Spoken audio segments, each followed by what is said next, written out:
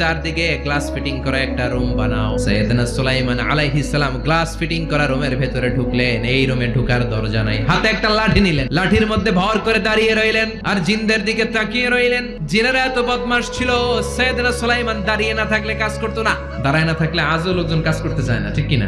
সুলাইমান আলাইহিস সালাম লাঠির মধ্যে ভর দিয়ে দাঁড়িয়ে রইলেন আর বললেন কাজ করো। জিনেরাও কাজ শুরু করলো। ওদিকে মালাকুল মাউত এসে বলো সুলাইমান সময় তো শেষ। সুলাইমান বলে সমস্যা নাই, রূহ কবজ করো।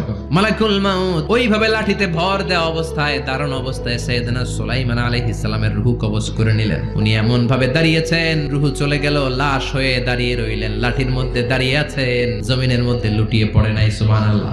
জিনেরা মনে করছে বস দাঁড়ায় আছে, কাজ করতে হবে। করতে করতে পুরা প্রজেক্টের কাজ শেষ। ইন দ্য মিন টাইম ঝিঝি পোকা, উই পোকা সুলাইমান আলাইহিস সালাম লাঠির ভেতরে ঢুকে লাঠিও খেয়ে ফেলেছে। সাইয়েদনা সুলাইমান আলাইহিস সালাম ধপাস করে জমিনে পড়েছে। আর জিনেরা কয় হায় হায়, খালি খালি কাম করছে এতদিন। সুবহানাল্লাহ কইবেন না?